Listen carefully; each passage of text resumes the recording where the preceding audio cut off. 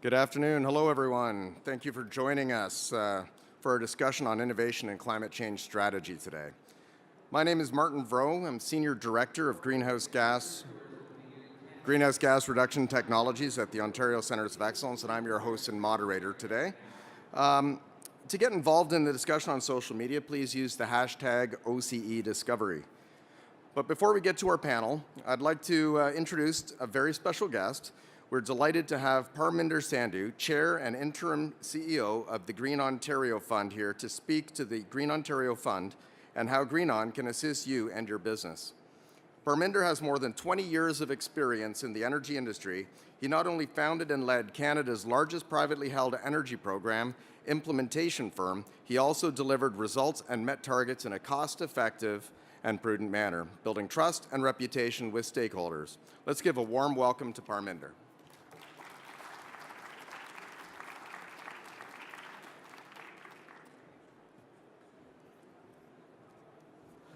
Well, thank you, Martin, for that introduction. Welcome, everyone.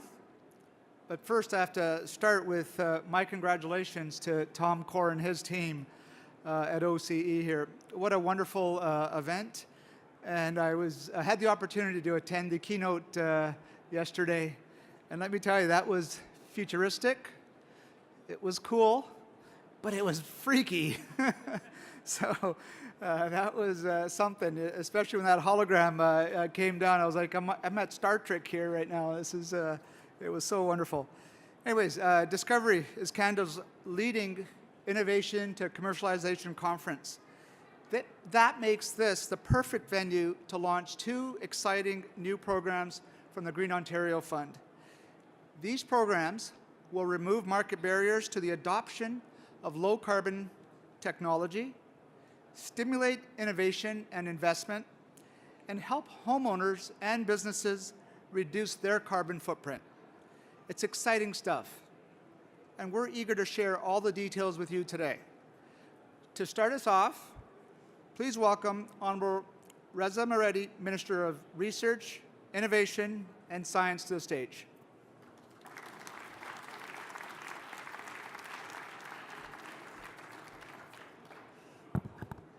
Well, thank you very much, Parminder, for that very kind and gracious introduction. Good afternoon, ladies and gentlemen. I want to thank you all for being here today. Here at Discovery, we are surrounded by fantastic ideas, people, and projects that will change our lives. The technologies that emerge from the innovation revolution will affect so many things around us. It will affect the way we work, the way we build and heat our homes, the way we treat diseases, the way we travel, and the way we take care of this planet, our bigger country, we call it planet Earth. We know that climate change is real. Who denies it? They are absolutely wrong. Climate change is real, is happening. And the challenge we must all face head-on. No later, but now. And the fighting climate change is a priority for the Government of Ontario, which is why we have helped build a strong cleantech sector that is actively involved in this effort. Cleantech in Ontario is a diverse sector that includes energy infrastructure, energy generation and storage, water and wastewater, and the bioproducts and the biochemicals. Our cleantech companies are inventing innovative ways to reduce greenhouse gas emissions and fight climate change. And creating the right environment for them to flourish is critical to our future sustainability. These companies also create jobs and spur investments in the province of Ontario, and we are doing remarkably well. Our province of Ontario, ladies and gentlemen, has the fastest growing cleantech sector in Canada, and in fact, we rank number 4 in the world we have surpassed the United States of America in clean technology sector. Our clean tech sector is a $20 billion business a year.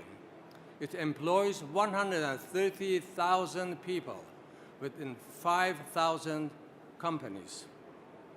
Our government has committed more than $400 million in a number of research and commercialization projects related to clean technology and the bioeconomy since the year 2013, when we came to the office.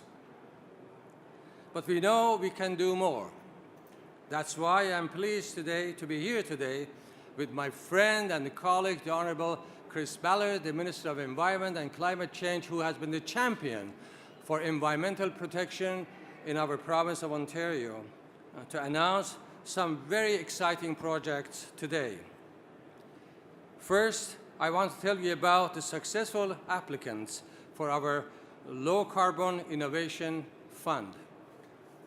Announced last August, this new program provides critical early-stage support to researchers, entrepreneurs, and companies so they can develop and commercialize new technologies to lower carbon emissions and increase energy efficiency in our province. The Low Carbon Innovation Fund will create jobs and could ultimately have a global impact on greenhouse gas emissions by supporting potentially game-changing technologies. We are supporting 10 projects in the fund's technology demonstration stream. Among them is a new technology that will generate renewable natural gas from organic food stock. Another uses artificial intelligence to optimize energy storage systems in high-rise buildings, which could significantly affect greenhouse gas emission. The 12 projects we are funding in the technology validation stream includes a way to make wind turbines more efficient and the genetically modified corn variety that absorbs a powerful greenhouse gas from the atmosphere. These are so exciting technologies, even it is hard to me sometimes to pronounce them. The second announcement is a new project funded by the Target GHG program, a collaboration between OCE, the University of Waterloo, and two innovative companies, technology supplier Hydrostore and storage developers NRStow, that will build a facility in Godrich to provide our electricity grid with advanced energy storage, which is a very major technological challenge. How can we store megawatts of energy?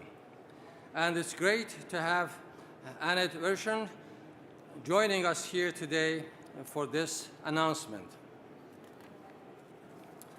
Target GHG also funded the CERT project, the only Ontario finalist for the Carbon X Prize, which is a global challenge to fight climate change through innovative technologies. Ladies and gentlemen, I am so pleased to announce that our government is supporting clean tech venture capital funds to help our clean tech companies grow and scale up and meet global needs and demands in this field. The province of Ontario has invested $20 million in the Innovation Growth Fund managed by Yaletown Partners, and also has made $35 million investments and commitments to Emerald Technology Ventures. These investments are through OCGC, the venture capital agency of the Government of Ontario. They will help clean tech firms get the capital they need to grow their businesses and create good jobs in the province of Ontario and in our country, Canada. All these efforts are part of Ontario's comprehensive climate change action plan, which Minister Chris Ballard is a champion for this plan.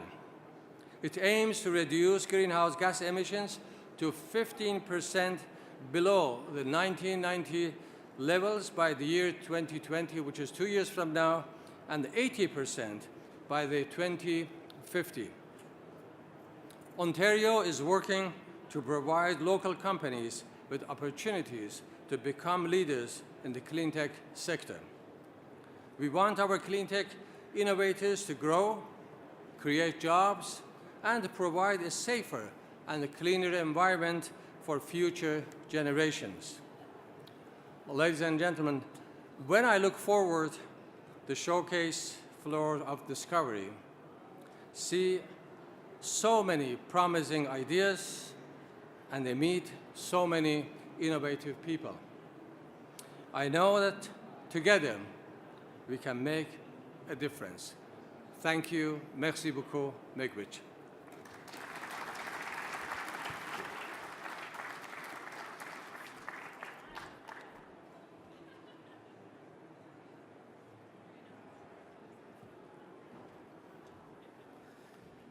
Thank you for those remarks, Minister Moretti.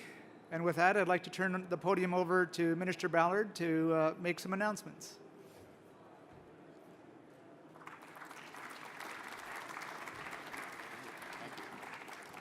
Well, good afternoon, everyone, and what a great show. You know, there's just listen to the buzz out there. It's quite fantastic, and I think that I'll think back to this event when I've left a meeting with our chief scientist, and we're talking about where we are in the world, meeting climate change and the issues we face. I'll think back to this event because it gives me great hope. There's so much exciting innovation taking place right here. I know that for a lot of issues we face, the solutions are out there somewhere. And it's a good thing to have. So I'm very happy to be with all of you here at Discovery. And we've been hearing about the great work that's been done in the area of accessibility, and thanks in part to some incredible innovation and entrepreneurship. So I want to talk about another way we're harnessing creativity here in the province of Ontario, the people of Ontario. And in just a few minutes, we'll have an announcement, make a couple of exciting announcements about two programs that are going to help Ontario fight climate change, make the transition to that low-carbon economy, and save money for homeowners and businesses.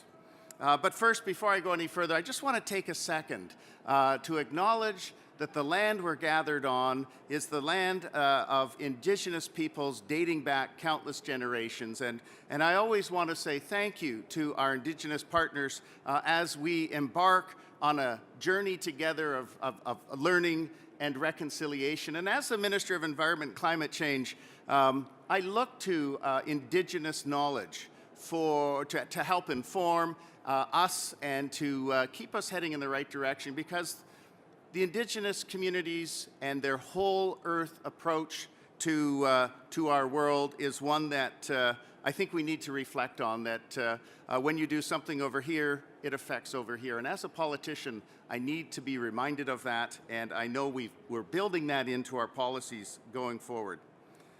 So, you know, we had Al Gore in town, I was going to say last week. It seems like last week, but it was probably a couple of months ago now. And one of the things he said when he was talking, he said, you know, every time I turn on the television news, it's like a nature hike through the book of Revelations, you know, the end of times. And then he goes on to talk about some really sobering statistics that I'm sure you're all familiar with. Things like in February in Toronto, when we had 2 or 3 weeks of really cold, I'm talking 20, 30 degrees below zero, the Arctic was 28 degrees above its normal temperature for that time of year. And now here in Canada, of course, we're in the spring season, and that means flooding. This week we've seen flooding in BC and Alberta and Quebec and New Brunswick. And specifically in Ontario, we are seeing an increase in flooding. Just off the top of my head, jotting down some notes, we've had massive flooding in Burlington, Toronto, Windsor, Brantford, Chatham, Kent, Dundas, Ottawa, and I'm sure I've missed a few, because in this neck of the woods, flooding is an early and dangerous sign of climate change. And I know I saw Blair Feltmate there he is, right in the front row, director of the Intact Center for Climate Adaptation, talking with him a few weeks ago, who was telling me that insurers are now saying that the average cleanup for a basement is somewhere between $42,000 and $50,000, and if you don't do it right away within 2 or 3 days, your house is basically uninhabitable. And when you have hundreds, if not thousands of people in Ontario who have gone through that and who face that type of problem, we have to take climate change seriously. So the question is, how many billions of dollars do we have to pay out? Cleanup costs, government disaster recovery assistance, higher insurance premiums. How much more do we have to pay out before we say the costs are too high to keep doing nothing? I can say that globally, 17 of the last 18 years ever measured are the hottest years ever measured since 2001. So we're also seeing other exciting, quote-unquote, things happening as a result of climate change. Extreme weather, freezing, rain, drought. Our northern ice roads are not lasting as long as they really need to in order to get critical supplies into Indigenous communities, especially along the western shores of Hudson Bay. There are new and invasive species, and certainly a large number more vector-borne diseases. I'm reminded of a quote by Margaret Atwood, who said, "This isn't climate change. This is everything change." And she's right. So what does this lead to? Well, as I travel Ontario, talk to my friends, my family, my community members, there is a certain level of anxiety around climate change, along with other things that are happening in the world and in our country.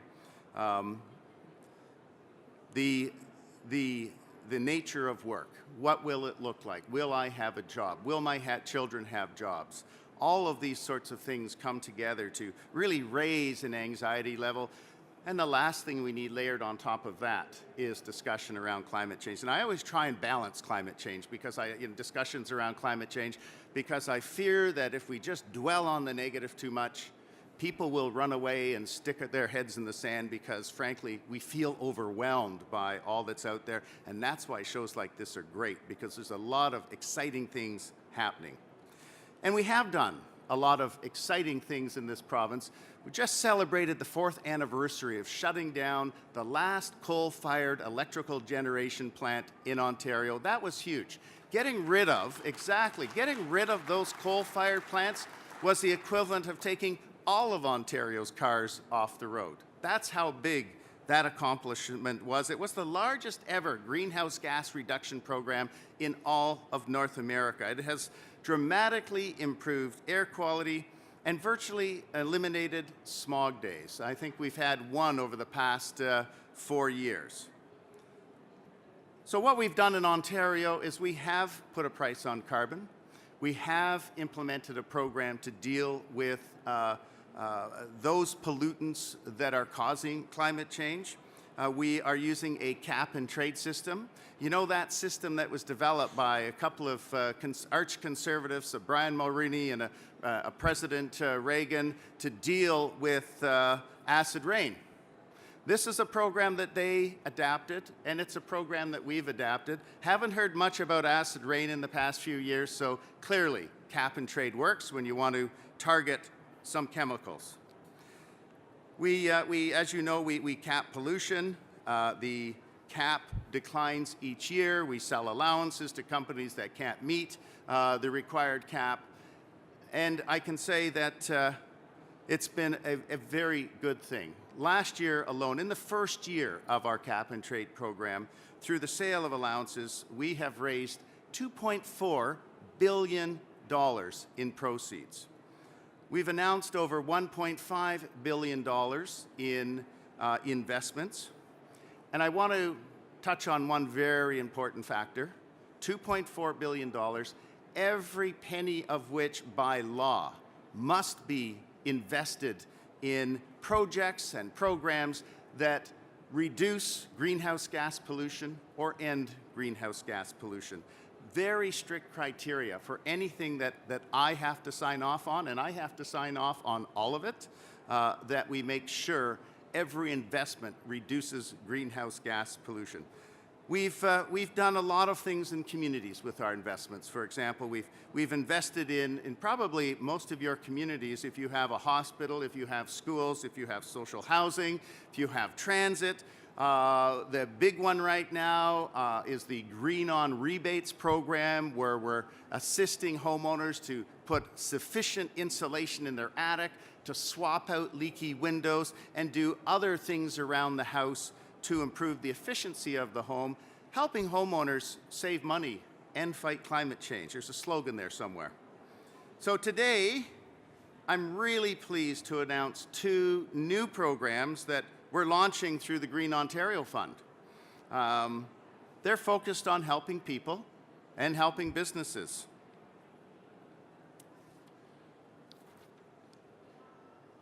Let me get to the right page here. They're helping homeowners and they're helping businesses. Things like improving energy efficiency and saving money and fighting climate change. All really good things. Things that people are asking us, how do they get involved? Businesses, especially the small and medium enterprises, are asking us more and more, how do they get involved? What can they do? So the first program, there should be a drum roll here somewhere. The first program is our Green On Solar Rebates. We're giving Ontario families and businesses access to thousands of dollars in rebates to install low-carbon, energy-efficient solar technologies. The program is going to support people and businesses as they install renewable energy in the form of solar, photovoltaics, or energy storage, or a combination of those two. The Green Ontario Fund will work closely with local electricity utilities to make sure that only qualified and screened contractors are carrying out the work under this program. Homeowners interested in the program can sign up for additional information and alerts in the coming months at greenon.ca. And contractors across Ontario, and this is really important, contractors across Ontario who want to participate in the program can also sign up for additional information alerts. Once contractors are vetted, installations will begin later in 2018. So as you can imagine, we want to take some time to make sure we've got the right contractors, that they've been vetted, because a large part of this program is around consumer protection. So the second program that I'm excited to launch right here, right now, is Green On Small and Medium Businesses. The Green On Fund's second new program is going to will help interested and eligible businesses deal with their climate change issues, their climate change adaptation, their climate change mitigation, to help them reduce the carbon pollution that they emit, to help their businesses become more efficient, more effective, and to help them save money. And again, that program's a little more advanced. I'm encouraging small and medium-sized enterprises to sign up at greenon.ca, and we'll have our technical experts beginning audits in those companies later this summer. So I want to take a second to talk about what we call what I call the silver lining, if you will, the silver lining in the thundercloud of climate change, and that is clean tech. It's the fastest growing clean tech sector in Canada, as my friend and colleague, Minister Moridi, pointed out. The fastest growing clean tech sector is right here in Ontario. And it's absolutely astounding, Minister, when I get an update from you on the number of people, the number of jobs, the amount of revenue that clean tech jobs in Ontario are producing. It really is a revolution. And again, on those days where I'm feeling a little bummed out about climate change, it's nice to think about these clean tech organizations that are changing the trajectory here, right here in Ontario. I'm going to reiterate what the minister said. 5,000 clean tech companies here in Ontario. They employ 130,000 people, generate close to $20 billion in revenue. And I can say that, 10, 15 years ago, if we were to talk about the clean tech sector, I'm not sure how many of us would have known if it really even existed.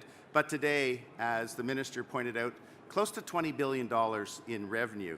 And a significant amount of that revenue comes from sales outside of Ontario. So it's a wonderful source of GDP here in Ontario. And I will say, Minister, and you and I both know this, that what's fueling a lot of this, what's fueling a lot of the growth here in the clean tech sector is Ontario's long-term commitment to fight climate change. Business leaders have told me they're investing in Ontario, they're expanding in Ontario, they're staying in Ontario because we've made a commitment, not only in legislation, we've made a commitment with dollars to invest in programs, some of which the minister has talked about. I would hate to think of a day when our cap and trade program might be wrapped up or dismantled, because it would mean an end to all of these programs, and I don't want to be around for that day, quite frankly. So let me say in conclusion, there isn't a person in this room who's not affected by climate change.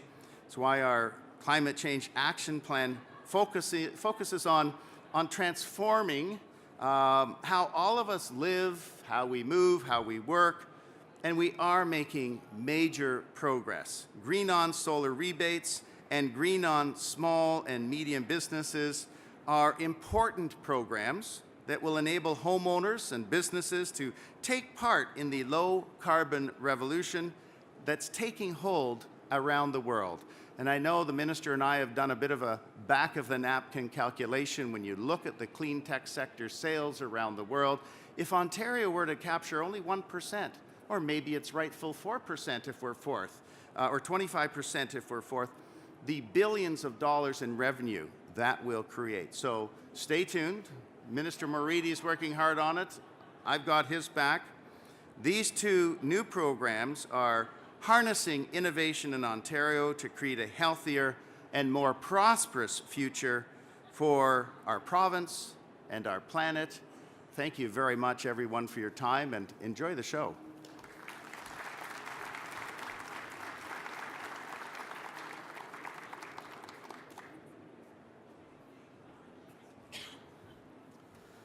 Well, thank you, Minister Ballard and Minister Moretti. So does that mean I had two opening acts there?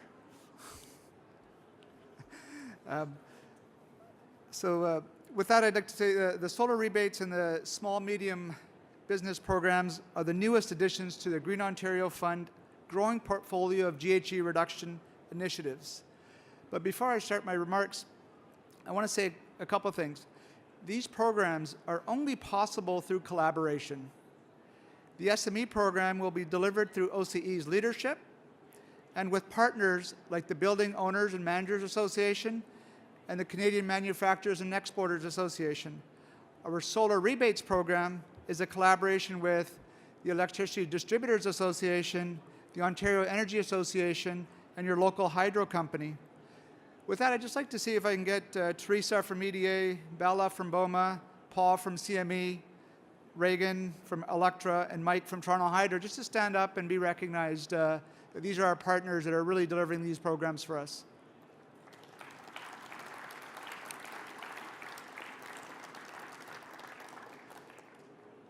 Also want to recognize a few other folks as well. Over the last 6-8 months, I've been able to stand up at the podium and do all these speeches. And early this year, we were able to finally start recruiting some staff and resources within the agency. So there's, I think, a couple of board members here, as well as some of the agency team that's working hard on this.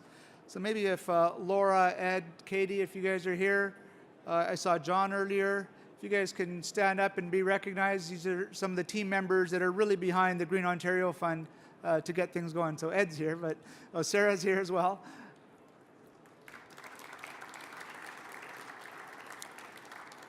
So as the two ministers have outlined, we've got a challenge in front of us.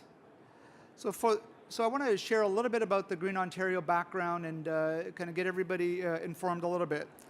So if you're not familiar with the Green Ontario Fund, we are Ontario's Green Bank, a finance institution dedicated to increasing and accelerating investment in low-carbon technologies, creating jobs, and implementing programs that lower energy bills. Green banks are not an Ontario invention. They're growing in popularity globally, and for good reason. The business model works. The evidence shows us that green banks unlock demand for green energy and help consumers save money, preserve public capital, and leverage private investment, and create local jobs for designers, contractors, and installers. Here in Ontario, GreenOn is one of the cornerstones of the province's climate change action plan. We're a not-for-profit, arm's-length provincial agency governed by an independent board of directors. In fact, the Green Ontario Fund is a purpose-built organization designed to effectively and efficiently deliver programs. GreenOn's vision is simple: a thriving Ontario where residents and businesses are empowered to make low-carbon decisions resulting in environmental, economic, and social responsibility for present and future generations. Our mission is simple: to lead the transition to a prosperous and resilient low-carbon economy for all Ontarians. As outlined in the Climate Change Action Plan, GreenOn's programs are focused on privately owned buildings and the goods-producing sector, as well as, very important, low-income and Indigenous communities. Perhaps most important, GreenOn is aiming to transform the market by encouraging the demand for low-carbon technologies in Ontario. Our aim is to drive that innovation and create the jobs of the future that the two ministers talked about. The way I like to put it is, as Wayne Gretzky put it, we want to skate to where the puck is going, not where it's been. Furthermore, we will make those low-carbon technology innovations affordable for consumers and for businesses, so they can save money and contribute to the fight against climate change. Funding for GreenOn is provided by Ontario's cap-and-trade program, as was explained by the minister. He stole all my lines about the cap-and-trade system for sulfur dioxide reduction, so I'll skip that part. But in the next 3 years, about $1.7 billion from the carbon market will be directed into the Green Ontario Fund. As required by legislation, we're cycling that money back into the economy through investments in programs that contribute to measurable reductions in GHG emissions. GreenOn was announced less than a year ago, in August of 2017. But with the help of partners such as the Ontario Centres of Excellence, we've moved quickly to develop a wide array of programs that deliver on our mandate. The federal government has taken notice. It recently announced it is adding $100 million in funding for our programs. This is a huge vote of confidence. In December, GreenOn launched its first major consumer program called GreenOn Rebates. It provides Ontario families with access to rebates and low-carbon, energy-efficient home renovations. The program is widely embraced by homeowners and contractors. In fact, more than 1,800 contractors have registered for GreenOn Rebates, giving families across the province the ability to reduce their carbon footprint. In December, we also launched our first program targeted to industrial enterprises, GreenOn Industries. GreenOn Industries is investing up to $200 million in helping Ontario businesses modernize their facilities. And we have a fantastic delivery partner for that. Again, the Ontario Centres of Excellence. We've just informed the successful applicants from the first round of funding for this program. They included diverse projects involving areas such as process heat recovery, manufacturing improvements, and low-carbon product innovation. The funding from Green On Industries will make these businesses more energy efficient, more competitive, and will substantially reduce their GHG emissions. In 2018, Green On has launched 6 brand new programs. Green On Agriculture will help Ontario farmers become more energy efficient and reduce emissions. Green On Food Manufacturing, jointly administered again by the OCE, will help Ontario food and beverage manufacturers and processors retrofit their facilities and adopt innovative solutions to help reduce GHG emissions. Green On Social Housing will upgrade the energy efficiency of Ontario's social housing stock and create more comfortable living environments for these residents. Our Wood Heat pilot program is providing Indigenous and Northern communities with new, efficient wood stoves that will reduce their emissions. And of course, today, we announced our brand new solar rebates and small medium business program as well. I'm so proud that we've been able to cover the geography of this diverse province with innovative programs. As we move forward, Green On is accelerating the development of new GHG reduction programs. We've been adding talent and expertise to our team, and that means we can think bigger and achieve bigger things for the people of Ontario. This year, we're focusing our efforts on 2 priorities: market transformation and innovative financing. As I mentioned earlier, market transformation is perhaps our most important long-term priority, as the Minister talked about the 2030 and 2050 targets. On March 5th, we unveiled an exciting new program designed to stimulate clean technology innovation right here in Ontario. It's called the Green On Challenge. The Green On Challenge invites Ontario businesses and organizations to bring forward new ideas for reducing emissions. These could include a solution for overcoming a market barrier to low-carbon technologies, a way to decarbonize building systems or manufacturing processes. The Green On Challenge is open to Ontario-based private businesses, utilities, conservation authorities, Indigenous organizations, and nonprofits. We'll be investing up to $300 million in projects that meet the program objectives. So there's lots of innovative companies here. So the application deadline is May 25th, so act now. You can find the program guidelines and all the forms on our website at greenon.ca. We've also got a great webinar online that will take you through the application process step by step. Our second focus is innovative financing. This may be our most powerful tool for creating that lasting change because it removes the last financial barrier for the adoption of clean technology and leverages private capital. I always like to mention that public sector funds are not going to be enough to make the transition to this low-carbon economy. We'll need private capital. Germany is a great case study.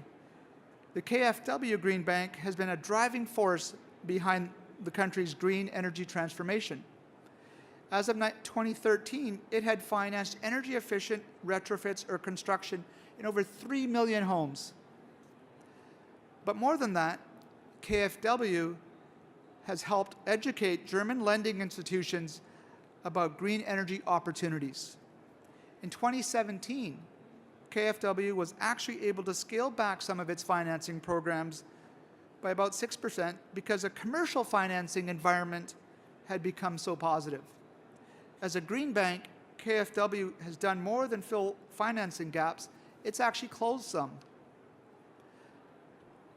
The Climate Change Action Plan report estimates that clean energy investments in homes, buildings, and businesses through the Green On programs will remove 1.9 million tons of carbon dioxide from Ontario's emissions every year. That's a huge contribution to the future of our climate and it builds on the great work that's already been done here in Ontario. However, the province's future goals are aggressive. So we've still got a lot of work to do. We're committed to reducing GHG emissions from 1990 levels by 15% by 2020, 37% by 2030, and 80% by 2050. To meet those goals, piecemeal innovation will not be enough. We need big ideas. We need help as we transform the way we produce and consume energy. And we need those ideas commercialized and put into action. GreenOn is helping to bring Ontario clean technology to market. We're creating demand that is accelerating deployment of low-carbon technologies, and we're helping families and businesses access those technologies so they can save money and reduce their carbon footprint. There's no magic bullet. In the fight against climate change, no quick fix.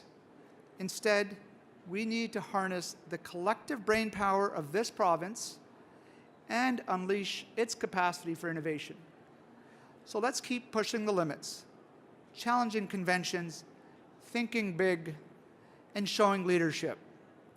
The future health and prosperity of Ontario depends on it. Thank you.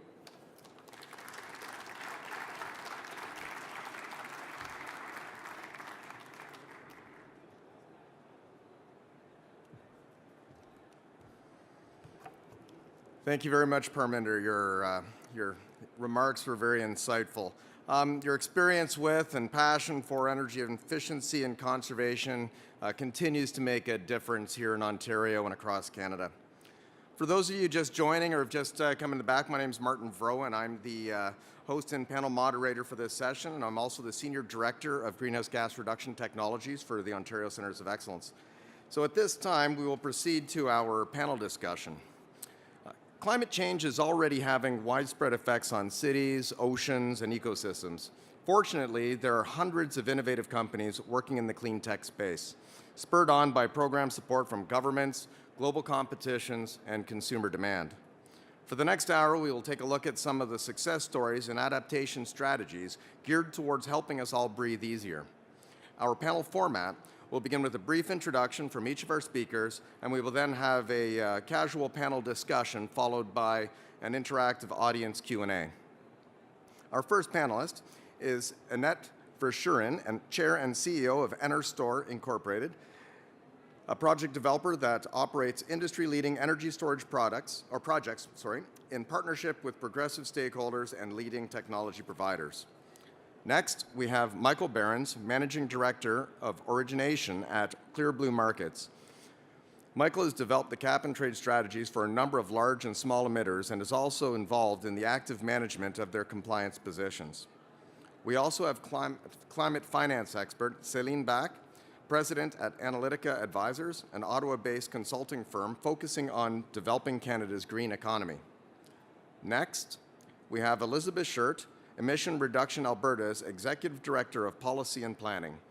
She is the Government of Alberta's former Director of the Climate Change Secretariat. She also provides policy advice to the Nuclear Energy Institute and the Canadian Electricity Association. Last but certainly not least is Dr. Blair Feltmate, Head of the Intact Centre on Climate Adaptation. The Intact Centre helps to identify and reduce risks associated with climate change and extreme weather events in Canada. Blair is also chair of the Government of Canada's expert panel on climate adaptation. And so we'll begin with Annette. Good afternoon, everyone. Everybody hear me? Yes? Okay. Thrilled to be here with this distinguished panel today, and excited to tell you about Enerstore. Enerstore is a development company that I started about almost 6 years ago. Went around the world, saw food, energy, and water really needed investment, and started learning about energy storage and innovation of energy storage. And so we are a developer of great Ontario developed energy storage technologies. Temporal Power was our first project, a flywheel installation that has a contract back deal with the ISO. And so we started the utility side of the business. Can I have the next slide, please? Thank you. So basically, we have four areas of business that we focus on. The utility side, where we're helping utilities manage energy with all the renewable energy and inconsistent energy coming on stream, helping these facilities to regulate their industry. We're very excited about one project that was announced today, and this is the compressed air energy storage project in Goderich. On top of this gigantic salt cavern in Goderich, and Ontario has lots of salt, we are putting a compressed air facility with HydroStore, another great Ontario-based technology company. And we are going to be in a position to, this will be the first fuel-free, long-duration energy storage compressed air project in the world, happening here in Ontario. Isn't that cool? And we are very excited to open that in the next, this year in 2018. We have also developed a business to help large energy users reduce energy costs with our battery technology, and working with companies across Ontario at this stage to help reduce their peaks and reduce their energy costs. We are also very proud to work with the Tesla Powerwall. Very exciting news today on the announcement that the government's making to help all the residences and commercial operations to introduce solar energy. And so big opportunities there. We're also building microgrids. We're focusing on the north, the far north, where diesel generation is so dependent, and we are really helping and working with, and I think Parminder said, this is all about cooperation. This is all about working with our communities, our Indigenous communities, our university communities together to develop microgrid opportunities. And so very, very exciting opportunity for us. One of the questions I get asked a lot is, how can we accelerate this innovation? It's very exciting, and you have to give Ontario a lot of credit for the growth of innovation in clean tech in this province. But we need to do more, and we need to do more faster. And so, my job, the job at Interstore, at our team, is to accelerate this innovation and move it into commercialization faster. We're not fast enough. We need more agile regulation. One size fits all does not fit the innovation market when you're looking for regulations. We need different regulations than, in salt caverns for the injection of air. We have regulations for the injection of gas and other types of chemicals. But again, the timing, the permitting, the acceleration, working with regulators. I just read this announcement. Canada is 34 out of 35 OECD countries the most difficult place to get a permit for a new construction project. That is not a good reputation to have. And as an innovator, we want to attract capital to our country, foreign capital and domestic capital. We need to become more agile and more aggressive in this area. And my time is up, and so I pass it to Michael. As I spill water on myself. Pardon me. Thank you. It's an honor to be on this panel. I think, Blair, I saw you speak about 2 weeks ago now, and I think you're my new hero, so I'm looking forward to hearing you speak today. A lot of pressure, actually. You haven't heard all of us yet. So. That's right, Elizabeth. I think I'll flip to the next slide, maybe, or maybe not. Well, I'll go with it. Yes, I think a key tool in fighting climate change is putting a price on carbon, and it's something I've been working on, luckily, for the last 15 years or so. I started off in Europe working with the cap-and-trade system there, and I was fortunate enough to travel the world into unique places like Qatar, Nigeria, Israel, Uzbekistan, and I was working on developing emission reduction projects. And it became real when there was a value on an emission reduction, 1 ton of CO2. And I was amazed to see over the years the understanding of climate change, the concern of climate change in those regions. But for me, it was really about being able to put a price on carbon, which we now see is happening in Ontario, as Minister Murray explained. Thank you. Thank you. So even now in Ontario, I've been back home. This is my home for the last 2 years now, working on cap and trade. And you see some really amazing things because of this price in carbon. We're working with many of the large industrials here in Ontario, large steel companies, cement companies, and we'll be there helping them understand their carbon position. And we're sitting now in rooms with the environmental managers and the CFOs and the CEOs.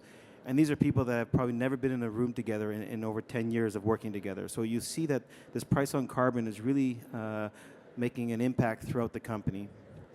So I think Minister Ballard did an excellent overview of what's going on in Ontario with regards to cap and trade and the price.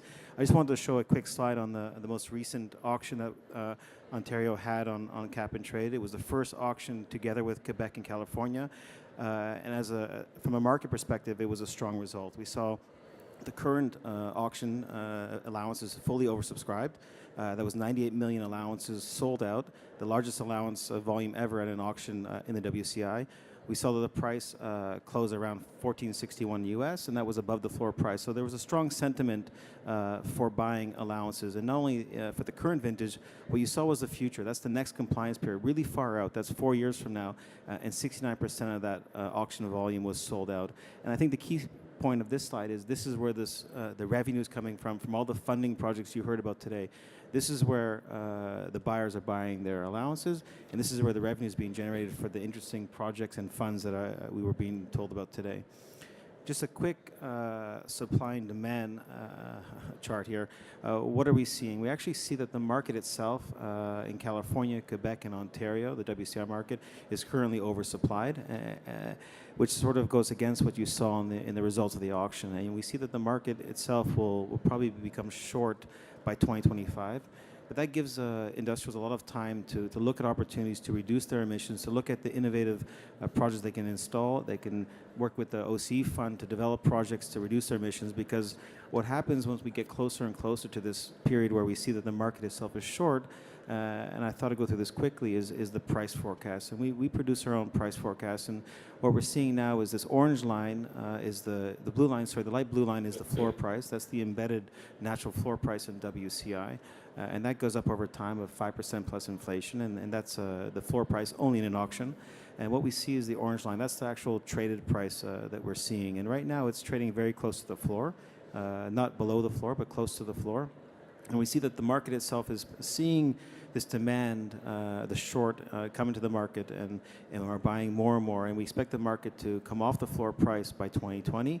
And that's when you start to see more and more reasons to innovate and provide new projects to reduce emissions at their facilities. So I think for this room here and for many of the participants at this conference today, it's really about finding the technologies, finding the solutions to help reduce emissions internally before the prices get too high. And I'll leave it at that, and we'll go for a conversation. Thank you very much. I'll turn it over to Celine. Thank you. Well, it's fantastic to be here. Thank you so much for the opportunity.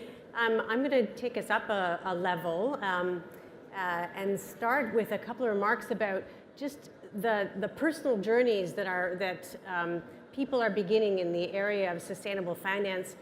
I just would like you to just put your hand up if you feel that you found a way to start your personal journey in regards to climate change. If you found a way where you're engaged and you feel like you're making a difference. Okay, that's really interesting. So I'm going to talk about some folks that are not in our day-to-day lives, but are helping others start personal journeys, particularly in the area of sustainable finance. And this is a picture of the Bank of England. And if you haven't, if you're not reading the speeches by the Governor of the Bank of England, Mark Carney, I suggest that you do. He's got some extraordinary things to say about sustainable finance and the need for us to accelerate the rate at which we're investing in the low-carbon economy. And moving from a current run rate of about $500 billion a year in green bonds and other low-carbon investment to 4 times that, $2 trillion. And Mr. Carney is bringing together the people who are responsible for our financial system. He's now invited to the table, and as President Macron has as well, the governors of central banks to work together with supervisory authorities to consider how we should green the financial system. So we now have some of the world's largest central banks, the Central Bank of England, France, Germany, and China engaged in conversation on greening the financial system. Now, why is this important for Ontario? Well, Ontario has obviously a very significant innovation ecosystem, but also one of the most important parts of our economy is our finance industry. And so, there you see a vault here behind me. We're now moving into the process of understanding, well, how do we green the financial system?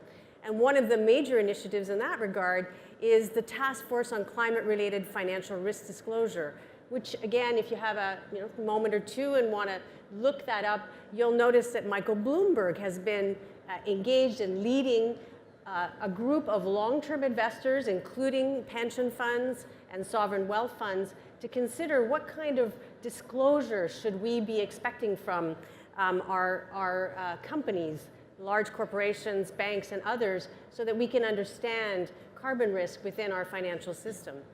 And these are all building blocks which lead us to innovation. This is an image that is produced by a satellite that is owned by a Canadian company based in Montreal called GHGSat, and which roams the orbit around the world looking for methane leaks.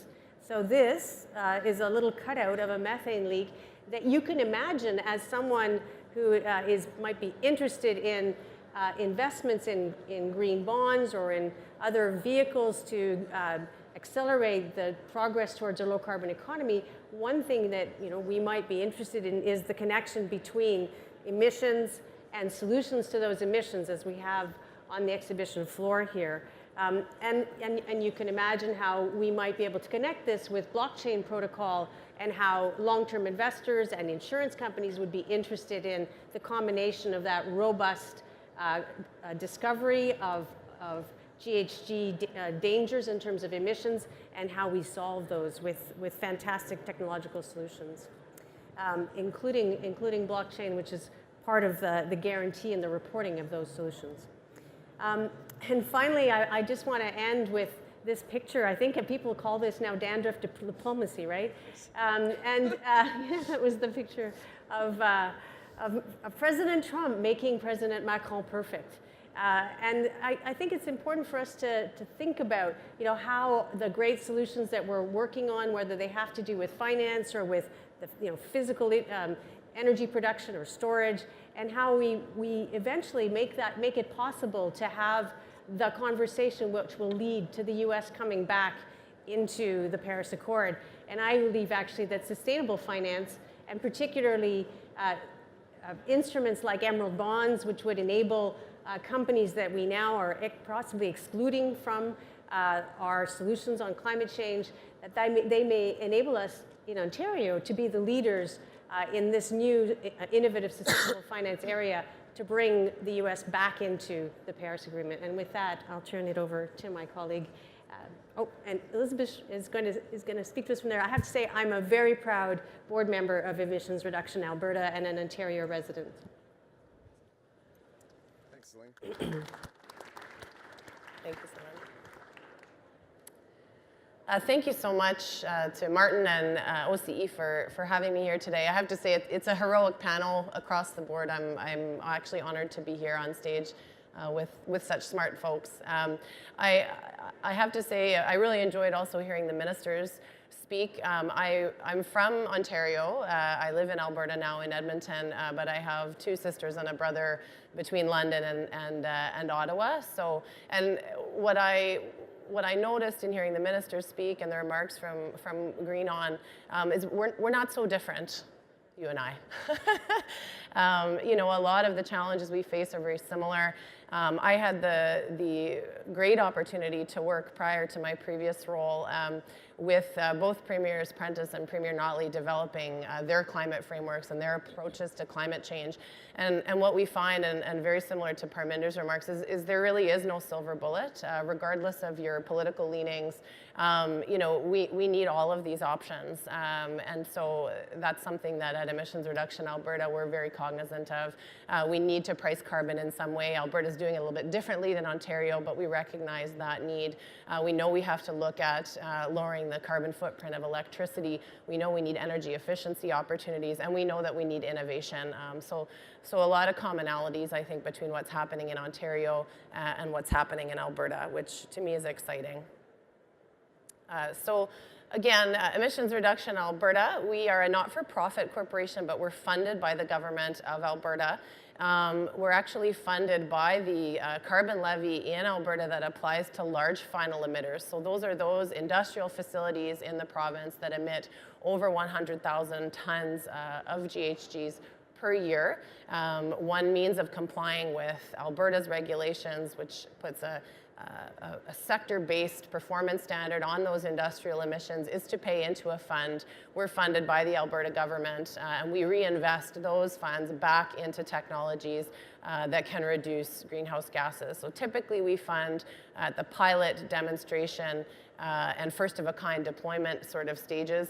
Our portfolio, we take a portfolio approach, again, recognizing that need for many different solutions, reflects investments in electricity, in fossil fuel supply, in industrial efficiency, and also in biological opportunities. We also have a few adaptation projects in our portfolio, which I think we'll get a chance to speak about later. And actually here at the Discovery at the showcase floor, we've brought a number of companies that are among our portfolio companies. We invest in technologies from anywhere in the world.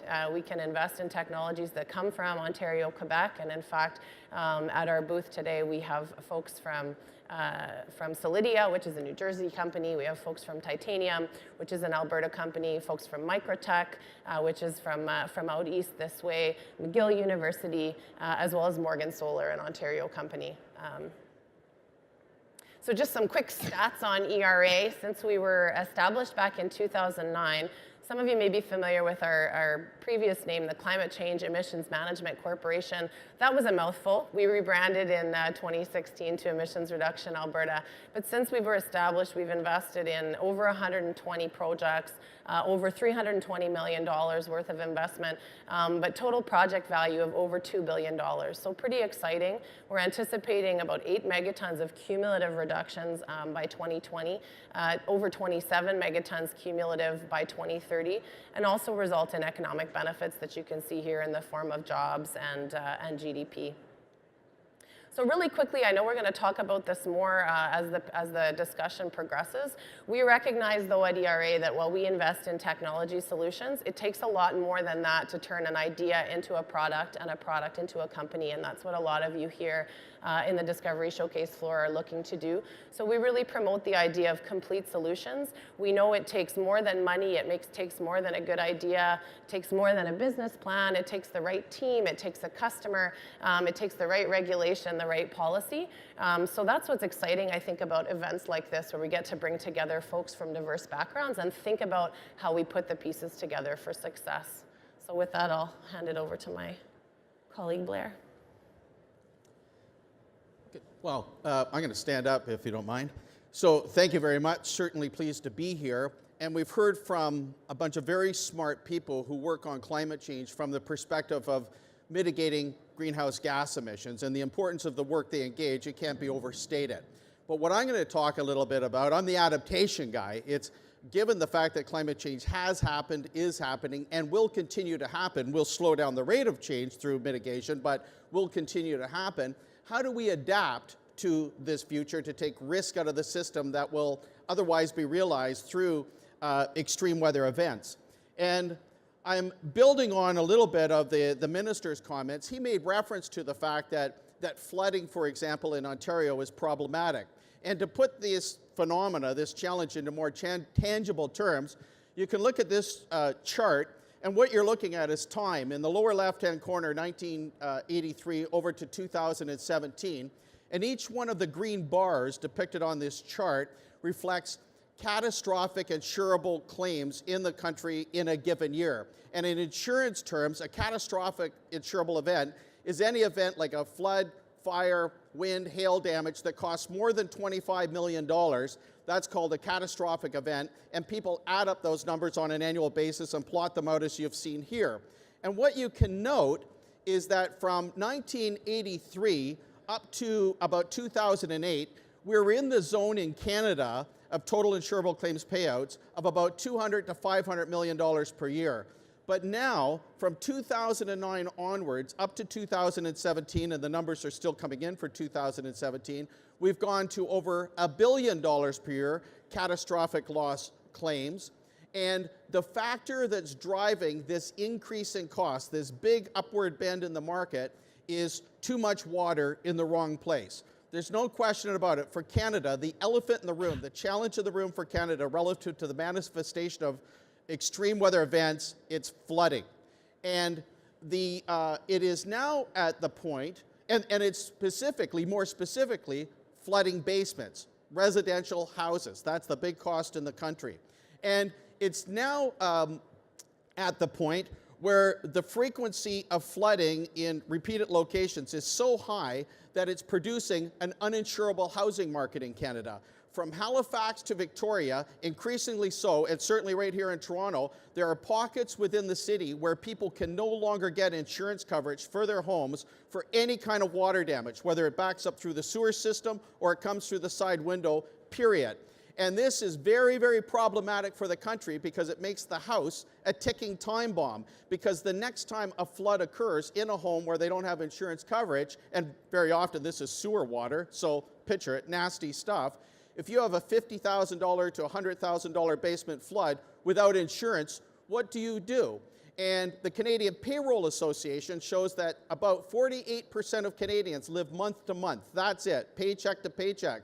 So in the event now going forward where these floods occur, in the absence of insurance coverage, it can create an unstable housing market to the extent that we can now see defaults on mortgages where people can't pay their mortgage because of a basement flood for a house they can't stay in because it's uninhabitable due to sewer water in the basement. So this all sounds rather depressing. Now, what do you do about it?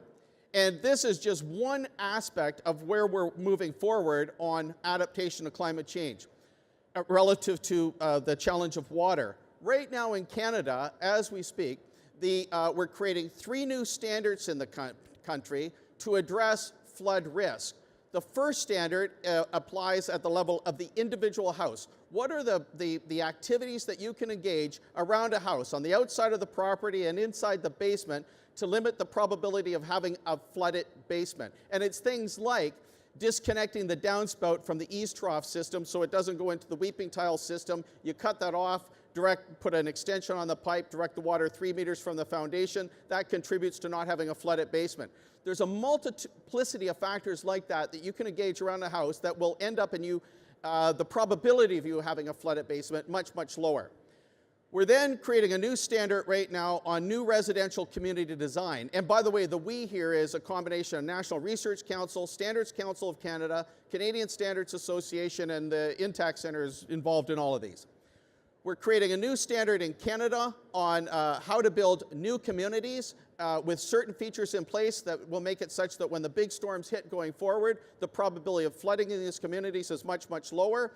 And now we're also developing a standard for existing communities in Canada. What are fundamental features that can be put in place in existing communities to take the probability out of the equation for massive flooding that's now, for example, being realized in New Brunswick? And on each one of these directives, we're now training people in the country to execute on the application of these standards, and in so doing, we can limit very much the foremost cost that's being realized in Canada due to climate change and extreme weather events. Thank you. Okay, thanks everyone. Thank you, Blair. That was a great introduction for this panel on innovation and climate change strategy. We heard a lot across the panel here on various sort of strategies at various levels, from innovations through to financing and funding and adaptation. We also heard from Parminder and the ministers of new opportunities and funding. So there are a lot of these programs across Canada, Alberta, Ontario, federally, that are all supporting GHG reduction and innovation. Any tips you have to share on how people can try to tap into that funding? And I think I'll turn it over to you first. It's not easy, let me tell you, Martin, tapping into that funding. It's almost, you know, we have to dedicate resources, but the federal government has this clean tech hub that it has introduced, and so at this one clean tech hub, they coordinate all the various departments to come together when someone's got a project or an idea.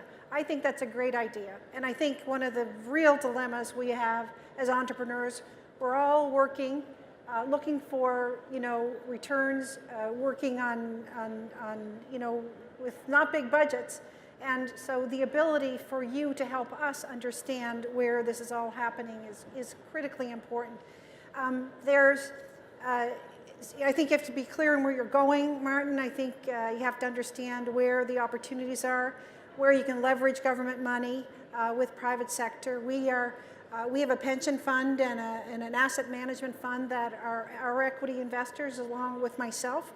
And so, but you know, we got our debt funding, quite frankly, from the Swiss because North America weren't quite prepared yet to invest in us. It's changing, and it's got to change faster. But really, it's complicated, and we have to make it easier. You know, my opening remarks when I talked about making regulations easier, this all has to become easier for that entrepreneur to really drive performance and accelerate to commercialization. So, you know, I say to government, I say to them particularly, really focus on SMEs, really focus on those innovators, and try to help them get through the myriad of opportunities that they can't see, or, you know, they don't have two people that they can invest in to make that happen. Big companies, yes, but small companies cannot. So I think great example, Annette, of the Clean Growth Hub. I think it's a great way you can plug in at the federal level. And what we're seeing in provinces as well is sort of similar networks. In Alberta, we're standing up the Clean Innovation Office with the intent of actually plugging into the hub so that we're creating sort of a system across. So I think we're growing the ways that you can plug in to the system to access funding. A few really simple ways, you know, in terms of ERA and other similar funders, subscribe to our mailing lists. Most of us, I know I have colleagues from Sustainable Development Technology Canada in the room. We have mailing lists. We're busy on our websites. We try to keep those up to date. So you can plug in on the website and on those mailing lists, and we distribute information not just from our own organizations, but from our funding partners. We try to work together to do that. Webinars. I heard Parminder talk about accessing a webinar online about how you can access some of their programming for Emissions Reduction Alberta. When we launch a new funding call, it's part of doing business. We host a webinar within a week or two of launching that funding opportunity, so you can dial in and ask questions about how to access the funding. So I do think we are building some of those networks. There's some other real ways I think organizations are working together. ERA actually has a partnership with Ontario Centres of Excellence. We call it a trusted partnership network that at ERA we're developing. SDTC, Alberta Innovates, other trusted partners of ours. Within that network, while ERA funds typically on a call for proposal basis, within that network, we with the permission of our funded companies and our applicants, we can share information with those partners when we say, you know what, this is a great project, we're thinking of funding it, you might want to look at it too. Or, you know what, this isn't a great fit for us, but it might be a good fit for you, Alberta Innovates, because it's a little bit earlier stage, or SDTC, because we see those national benefits. So I think at the organization level, we're trying to find ways to do better as well, but we're learning and talking with companies like yourselves and folks in the room about what the challenges are is really key. Keep it simple. Yeah. Excellent, thanks. Any other comments from anyone? So we saw the launch of a new program for small medium enterprises. We see a lot of innovative small and medium companies here at Discovery today. How do you see like small and medium-sized enterprises fitting into the bigger picture of climate change, either as what can they do for themselves to try to reduce their impact, or how as a solution provider perspective as a small company to try to provide that service to either a small, medium enterprise? I can share some thoughts on that. It was about 10 years ago that I was here at OCE when, it had been only going for just a little while.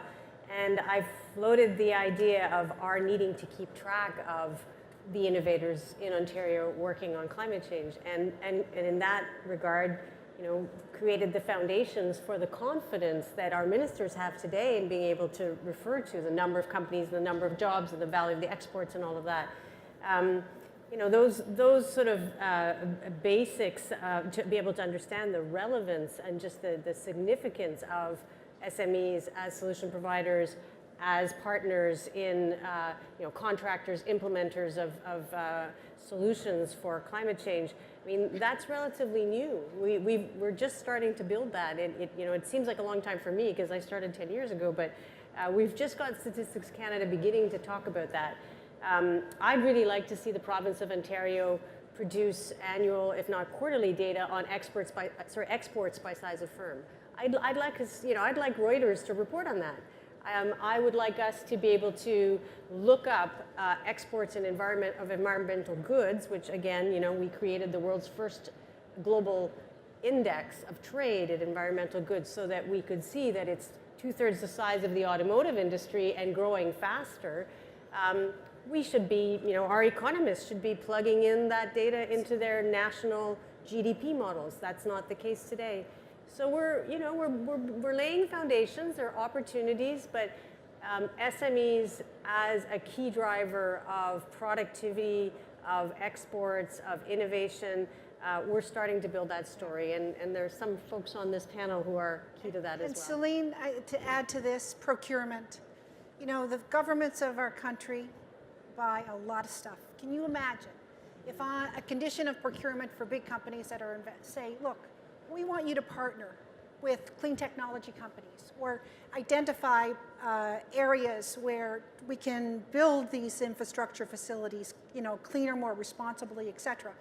We have got, the Americans work with procurement in a much more effective way than I think we do here. But that is a powerful tool to really drive change. I remember when I was working with Home Depot, we wanted to buy better wood products. We said, look, we're going to get you guys get certified, and we will use our purchasing power to choose to buy that product.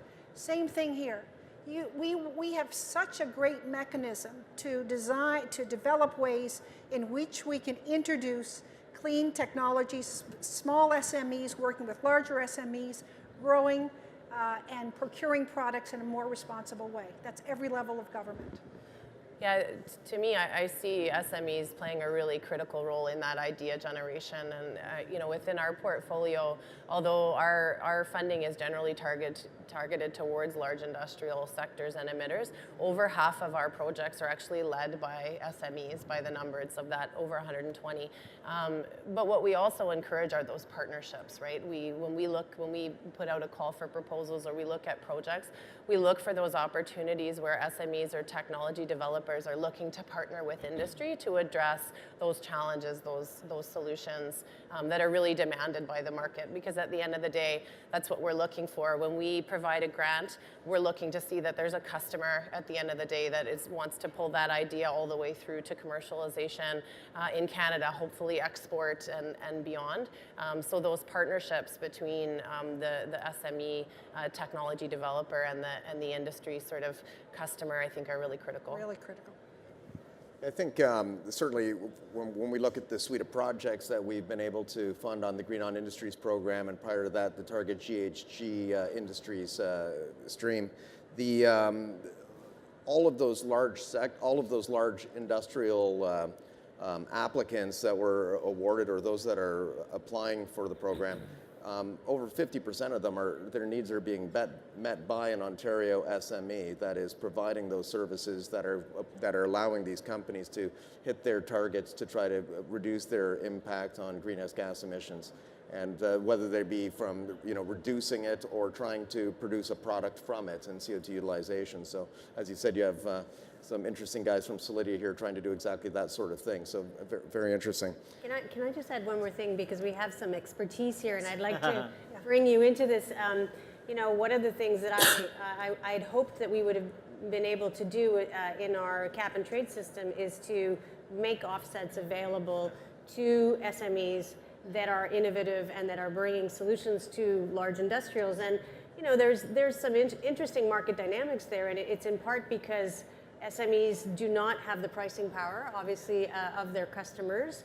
And we haven't yet figured out how to make a market where clean technology companies are regarded by large industrials in the same way as the pharmaceutical industry regards the biotech industry as sort of an absolutely essential ecosystem. We're still kind of in the I'll pay you for it once kind of mode.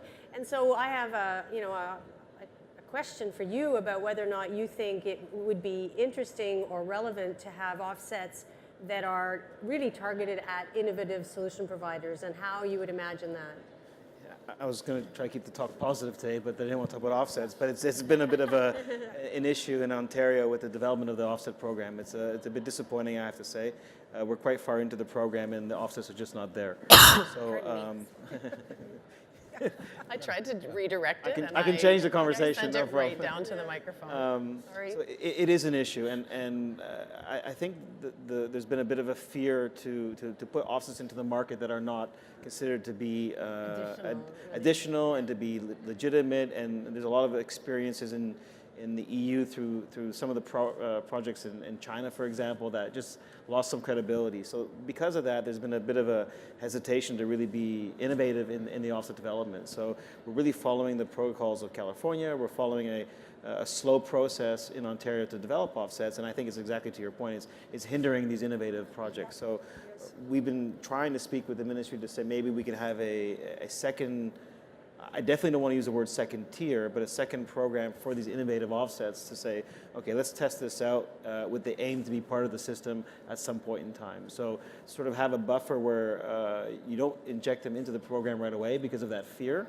but to give them an opportunity to develop with new technologies. So I think that's an issue. But let's partner with California and Quebec on that, right? I mean, and really share the expertise and the risk. That would be really inspiring, I think. Definitely, definitely. And unfortunately, I think a lot of this bigger hesitation has to do with a lot of the politics around cap and trade, upcoming elections, for example. And I think maybe the biggest issue in all of this cap and trade market really comes down to not just for the offsets, but the market itself is market certainty. For all these investments to be made, there needs to be market certainty. And that's an issue right now. And I'm not here to say cap and trade is better than a carbon tax or vice versa, but I think what our clients mostly want is market certainty to make those decisions long term, because there's the long-term decisions for these investments, including for the offsets. That's the biggest issue when it comes down to developing offsets right now. So it sounds like an all-party opportunity. Yes, yes. So hopefully the certainty will come soon and everyone can get together and solve this. You made a comment about the procurement policies and stroke of pen type actions that government can do. And the private sector can do and the private sector, absolutely. I mean, you can just make it a policy from now on. We will only buy a high-efficiency motor or only put in a high-efficiency widget. Yes. But I think also there's certainly a lot of opportunity from the building code. When you look at a building code perspective, absolutely, and you look at the large amount of greenhouse gases coming from urban infrastructure, that's certainly an opportunity that allows for, right now the building code is the cheapest possible way to do it, and you would and many treat it like we would build it cheaper, but we're not allowed by law. Yeah. So how do we get away from that sort of thing to get into a program where we can improve the building code, but also more towards what Blair was saying, getting into more resilient construction? So I just want to talk a little bit about innovation and codes and so forth, and where we're actually applying these codes in really very real terms to mitigate risk in the country. The first one of those codes I showed pertained to basement flood risk assessment. So the question is, you develop a code, and then the question is, so what? What do you do with it? So what we're doing right now, if you go out to buy a house right now, 90% of the time people get a home inspection done. Right now, and in Ontario right now, we have about 9,000 home inspectors, and nationally there are about 40,000 home inspectors. Currently, home inspectors in Canada receive virtually zero training in basement flood risk assessment. None. The factor that you should be most concerned about when you buy a house is a flooded basement, and they receive no training in this area, believe it or not. So what we're doing, we're taking the information that's come out of that code and some other research we've been engaged in, and we are developing right now in real time, we got teams working on it this moment, is a new course, a basement flood risk assessment, that will be deployed in Ontario starting in September of this year, that all home inspectors have to take, and they will be certified as having done such. And then the course will be available in January of 2019, such that all new home inspectors in Canada will be required to take this as part of their certification training through the college system. And that creates a small army now of more or less 40,000 people in a couple of years who are properly trained to assess homes relative to basement flood risk assessment. And there is, through a program, the details don't matter, but there is a way to quantify for a particular house the degree to which you've de-risked it relative to basement flooding. And the insurers will now recognize that initiative with between a 5 to 15% reduction on the total insurance package for your house, not just the flood component, recognizing the degree to which you've mitigated flood risk. At the new community build level, for the standard we've created there, and that'll be finished in, I think, about a year and a half, something like that, where you can build new communities with fundamental features and structures in place that lower the probability of flooding in that community. The insurers will also recognize those communities as being safer communities relative to flood risk, so they'll give between a 5 to 15% reduction in premium associated with that development. And even before we have the standard completed, organizations like Madame May Homes are already developing this standard as guidance going forward so that they don't build houses that flood out all the time. Yeah. So these are, and by the way, to operationalize these standards, there is support from NRC, Standards Council of Canada, CSA, you kind of work together, but the actual operationalization of them and the adaptation of the adoption of them, say at the individual house level, that's something that's a relationship between the home inspectors, the insurance companies, and now the banks. The banks are getting very involved in this equation in reference to they don't want to end up holding toxic mortgages, like literally toxic mortgages with a sewer water in a basement that people default on. So that going forward, the banks will start to recognize homes that have lowered their flood risk profile, and in so doing, they'll shave basis points off the cost of a mortgage to incentivize people to engage these activities. And as a result of doing this, not only does that mean that you probably won't have, it's not to say it's impossible to have, but the probability of you having a $50,000 to $100,000 basement flood, not only is that lower, it means that money that was needlessly spent to fix a basement that shouldn't have flooded in the first place, that can now go to building roads and bridges and schools and recreation arenas and so forth. So I see very positive change happening on this front in very rapid order in the country. What do you think the real estate loss is? The real estate loss, the value of real estate as a result of this. We're going to have situations where people are going to lose all values in their home, let alone their mortgages. I mean, it's a real challenge. Do we have a number on that? No, but we're tracking it very, very closely in communities that experience repeated basement flooding. We're doing two things right now. One is we're tracking for spikes in mortgage defaults in about 25 cities in Canada at the moment where insurance has been pulled back. And we kind of feel like vultures, but we're waiting for the next big flood to hit those communities. Then look, do we see spikes in mortgage defaults beyond the normal? And then we certainly know that the price of houses in the short term takes a hit in communities that have realized flooding. And for this initiative, by the way, we also have very, very strong support for the application of flood risk assessment on the part of the real estate agents and brokers. That's interesting. 50% of Canada's population lives next to a body of water, right? Exactly. I mean, and I'll shut up in a second. But the other thing that's interesting about this whole equation is that for many people, what I find shocking, when you think about someone buying a house, this is the biggest investment they'll make in life, and this is their retirement fund. Yeah. But still, we're in the situation in Canada where people put more time and energy into planning their vacations than they put into doing an assessment on their house for basement flood risk, which will secure their biggest investment in life and their retirement fund. So we've really got to, we're engaging in educational exercise in the country with homeowners to get them much more involved in this, this equation. I'm on the board of Liberty Mutual, which is in 27 countries, and this is happening everywhere around the world, in some places much worse. So this is an extraordinarily big issue that needs to be dealt with. I just came back from G20 talks in Argentina on the climate group. And in Argentina, for example, 95% of the climate-induced risks, real and costs realized in the country, it's flooding. Yep, everywhere. Yeah. Everywhere. People aren't buying, they can't buy. Yeah.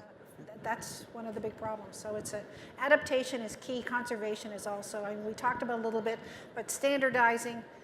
Yeah, I remember running Home Depot, and every province and territory's got a different standard, electrical standard, different plumbing standard. Oh my God, the expense that we have in our country of duplication and not, you know, and customizing our windows. And we have got real big challenges in terms of standardizing all these things, but it has to happen because, you know, conservation is our biggest hope. Conservation would represent a significant reduction in low carbon in the low carbon greenhouse gas reductions. It's really transportation and buildings right now. You know, Canada itself is at over 80% in terms of clean energy from utilities, but the real problem is in residences and in transportation. That's where the big chunks we got to change. So, thanks, everyone. Before we open the floor up to questions from the audience here, I just wanted to get a quick comment from each of you, if I could. Parminder mentioned the idea of creative financing, and that's certainly a challenge when we have all sorts of climate mitigation funding, but Blair will say we might not have enough adaptation funding. We might have funding for emission reductions, but we don't seem to have an offset program that's fully developed yet. So with all of the things that we know in the games that we have to try to play within those rules, what do you see as just a quick point on a creative financing aspect? Would you start, Blair? Well, I would say, in reference to cap and trade, which legislatively every dime of it has to go to renewable energy, and I get that. But I will say in reference to this government and this minister, who in my opinion, I pretty much know all the ministers of environment across the country, I think this is a first-class minister. He really gets this file. He's really committed to this file. And the Ontario government has been very supportive financially of research programs on adaptation. The money may not have come out of cap and trade, but it's irrelevant. Nonetheless, the support has certainly been there. And we can demonstrate quite clearly by way of return on investment, for example, even on the conservative end of the equation, for every $1 you spend on basement flood risk mitigation, we realize between $10 to $12 in savings per 10-year period in basement flooding that now doesn't occur. It's a pretty good return. Yeah. And that's on the conservative end of the equation. So I think, in terms of innovative tools, it's the same as what we talked about earlier. There's no silver bullet. These programs and opportunities, whether they be government or private sector investment, they need to come. We need to bring those pieces together. So provinces working together, whether it be OCE and ERA, working with our ministries, working with the federal government to bring these suites of programs together, working with agencies or organizations like Green On, or in Alberta, Energy Efficiency Alberta, where we have programs to go out and understand what are the challenges, help with the audits, understand where the opportunities are, and bring some of the near-term opportunities in terms of rebates and changing out to higher efficiency, whether they be boilers or heaters in our homes. And then we also need to look longer term. We need those, and I think Parminder made the point as well. I was taking notes for the next speech I have to write for my CEO, but we also need those game changers, those longer term opportunities where we're going to need to invest today for that future, and sometimes that takes the form of grants. Sometimes it might take the form of repayable loans or those kinds of opportunities where we can help to de-risk. We can bring public money to the table, but we also want to bring that private money because, again, to me, that the tools that really demonstrate there is a market and there's an interest for that solution from the industry are critical. Well, I mean, I think Canada can become a real hub for green finance. I think we can do that by really looking at the opportunity of targeting the decarbonization of our oil and gas industry, and by going out to the world and saying, hey, you know, we have, yes, we've got some of the world's largest emitters, in fact, 4 of them, Canadian Natural Resources, Suncor, Enbridge, and Teck. Yes, you've divested of them, some of you large pension funds and sovereign wealth funds, but we're going to come to you now with a fully validated and certified emissions reduction program, and we want you to come to Canada, bring large capital amounts, 25 billion, 50 billion and more, in the form of emerald bonds, which can be underwritten through Ontario's financial sector to decarbonize 26% of our national emissions profile, right, which is the oil and gas industry. I normally have a slide for this, so I'm going to do my best to try to explain this, but the cap and trade program itself has a unique opportunity for many of the industrials who actually receive free allowances. Industrials now receive 2 years of free allowances from 17 and 18. They don't need to comply with these allowances till November 1st, 2021. There are ways to monetize those free allowances that they're sitting on. We could take a theoretical example of a steel company sitting on 4 million allowances. That actually means they're sitting on 8 million allowances today at $20 each. That's $160 million of cash available to them, roughly. If you look at the forward curve of allowance, it's around 3%. You can sell those allowances today. You lock in the price of the future immediately, so you're not taking any market risk. And you now free up that cash at 3%, 4% to invest ideally in green emission reduction projects. And most entities, if you think about a cement company or steel company coming out of bankruptcy, that cost of capital is probably a lot cheaper than going internally. It's very interesting, of course, if you need to go to your head office in Geneva and say, I need $10 million for an investment in my site, and they tell you, you know what, I'd rather put that money in our Brazilian project. But now you show up with another 10 million or 5 million from cap and trade, and you get another 5 million injected into Ontario. So this is a unique way, a real practical example. And we've discussed this with the Ministry of Finance, the Ministry of MOECC, and they do understand this. So it's a unique opportunity within the cap and trade system itself. So from an entrepreneur's point of view, scaling up is the toughest part. You know, I really believe that that companies need to look for contracts, look for longer-term contracts. Procurement can do this. There are ways in which we can do this, and the regulatory environment. You know, even in energy storage, you know, we have demand charges. We spend energy going in and out, and we can't even get that cleared up. It's taking so long to change regulations in our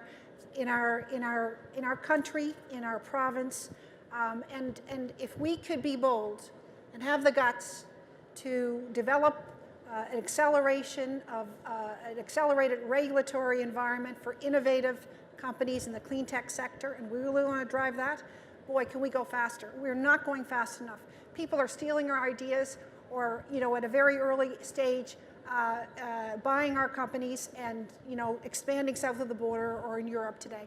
We've got to become bolder. We have to be more agile in terms of our regulations, and we need long-term contracts. These are things that we need, and they can be done. And I am excited about the opportunity in Canada, but if we don't pick it up in the next year or so, we're going to lose a lot of ground because the world's going ahead of us, and it doesn't matter what's happening south of the border. There are states in the United States that are really being very, very aggressive in terms of moving forward. The market is gone. It's out there. Low economy is going to happen, and we are going to lose if we don't go fast. Okay, thanks. Great points, everyone. So we have a few minutes now for Q&A from the audience. Does anybody have any questions they want to address to the panel?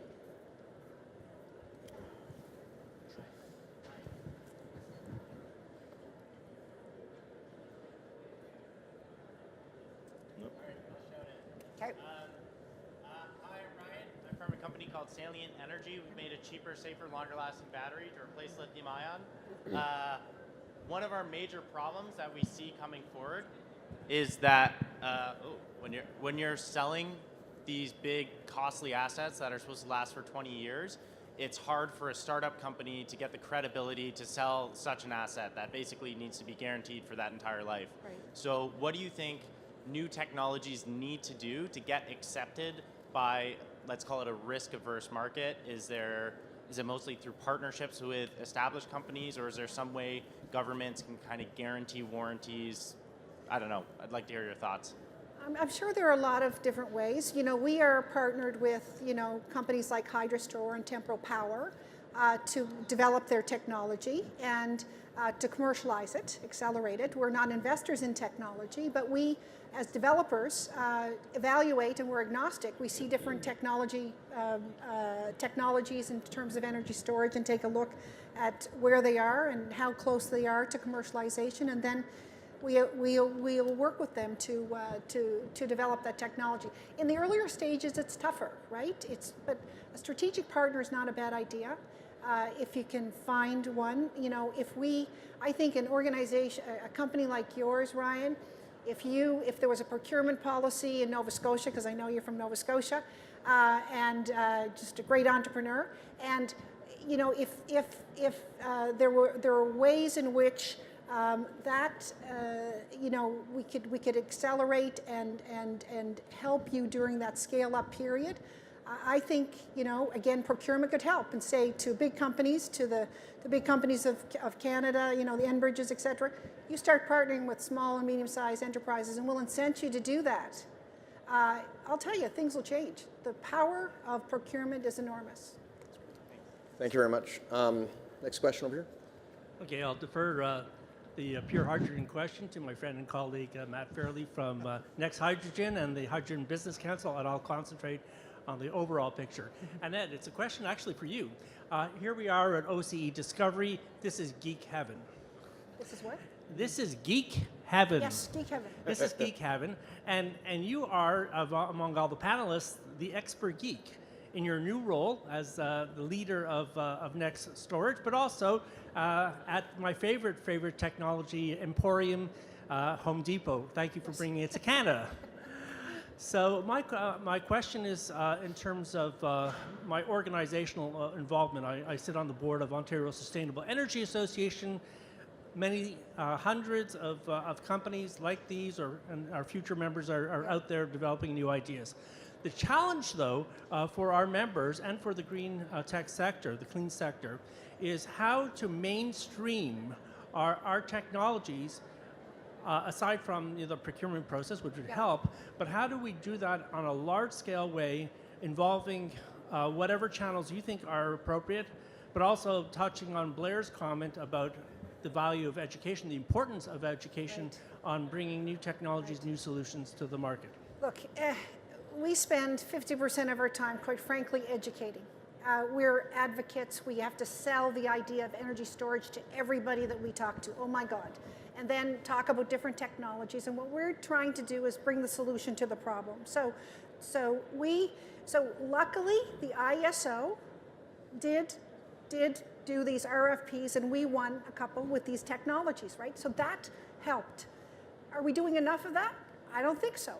Are there ways in which we can encourage the private sector to do some of this more aggressively? I wish I could do more. I wish our team could do more personally, but we also have investors. We have to make money. We have to get contracts. And we're constantly looking at different technologies to see where their development is. It's not easy. We have to make it easier. We have to incent companies to want to do this stuff. We have to find accelerated, capital cost allowances. We have to find ways in which we can incent companies to want to do this.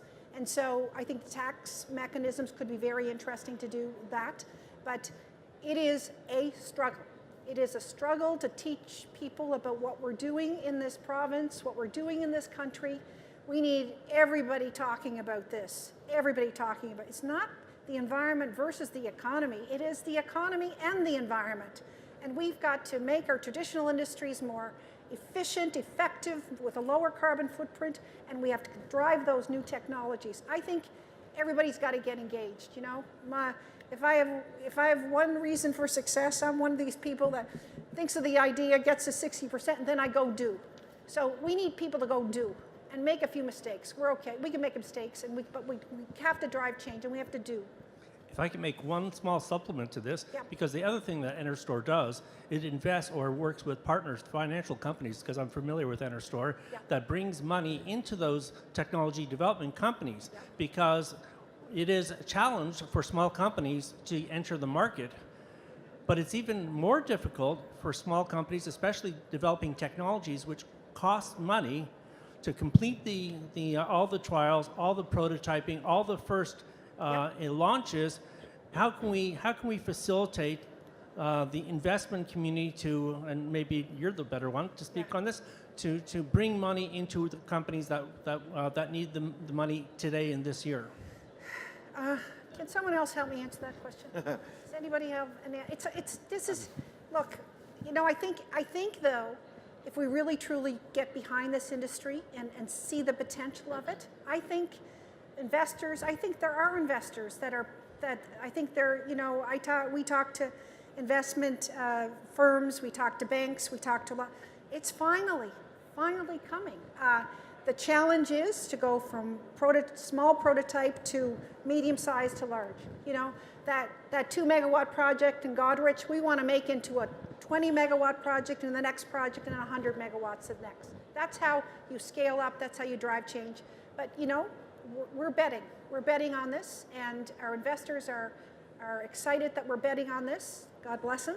And we just have to keep moving forward and doing it. Okay. I think it's Matt's turn. Oh. So my apologies. Sorry, we are way over time on the panel, but because you might just quick. Leon, thanks for the introduction. Matthew Fairley. My question is it's about deep decarbonization, and my question to the panel is, well, just as a preamble, we have about 30 years to achieve these goals of 80% reduction in GHG by 2050, which on a per capita basis is 90%, allowing for growth. My question to the panel is, what single idea, it could be a policy change, it could be a change in market design, it could be technology, but what single idea do you have that moves us the furthest over this time frame? You know, in terms of achieving these goals? Martin, I can start. I'll go back, my caveat, no silver bullet. No silver bullet. However, one of the really cool things I think that we've been involved in is our Grand Challenge round of funding, which has been focused on carbon utilization. So that's ongoing. It's a 3-round process where we went out and scoured the world for technologies that turn carbon waste into products, into assets. So we started with a relatively smaller amount of money, $500,000. We funded about 24 projects. Progressed to round 2, where we funded 4 projects to the tune of $3 million. And our final round of the Grand Challenge, which will be announced in 2019, will fund 1 project, $10 million, to commercialize that technology in Alberta. That opportunity around turning that waste stream into assets, into products, I think is so exciting. And you know, one of the companies we have here is injecting CO2 into concrete. You can go check out some of their bricks sitting at our booth. Well, Carbon Cure is one. Solidia is another. So there are some really exciting things going on in that space, and it extends beyond concrete. Is neat because it's tangible and you can hold the brick and you go, wow, there's CO2 in this. And apparently the guys at Solidia were saying people like to sniff the bricks because they wonder. But Elizabeth, there's product that can be made out of carbon. Yeah. Like and like the whole evolution to me is when we take that waste and make it into gold, and we can do that. I mean, there's all kinds of technologies that we can manufacture products made of carbon. It's like there is I should remember the list. There's about 5 areas with great opportunity. I think that could be a bigger bullet than others. But I think we have to do it all. I think we have to decarbonize our transportation systems. I think we have to decarbonize our buildings, our commercial buildings, our residential buildings. I think those two areas are gigantic for Canada, and we have to really focus on that. I'll just add that we don't have Canadian companies that have major brands that have stepped up to say we are going to reduce our emissions by 35% or 25% by 2030. And one of the reasons that we don't have those major brands doing that is because they're afraid of a backlash. And the reason they're afraid of a backlash is because we have a polarized discussion around the oil and gas industry in Canada. And the reason we have a polarized discussion about the oil and gas industry in Canada is because at the moment, it may not feel that way here, but in other parts of the world, we're putting together a Treaty of Versailles, not a Marshall Plan, for all of the hydrocarbon industries around the world. And that polarization is causing everything to be stuck. So we have to get over the polarization. We need to make it possible for oil and gas companies to have science-based targets, to have very global access to financing because of science-based targets that leverages the innovation that all of us are working on. And when that happens, then I hope that some of our corporate leaders in Canada who are waiting on the sidelines right now, and they are, they're in Ontario, there are the people we buy our food from, they're the people who run the buildings that we work in, you know them all, then they'll step up. But at the moment, we're stuck because it's polarized. So that's all the time, but I'd like to invite everyone to thank our panel. So thank you very much for everybody's insights today. I'd also like to thank Parminder for coming up and making his announcements, and Ministers Moridi and Minister of Environment, Mr. Ballard. We really appreciate everyone taking the time to speak with us, and as a small token of our appreciation, we'd like to accept a small gesture. So, thank you all. And as this Discovery Conference comes to a close, I'd like to remind you that the 2019 dates are May 13th and 14th. Enjoy the rest of your day, and we look forward to seeing you all next year. Thank you.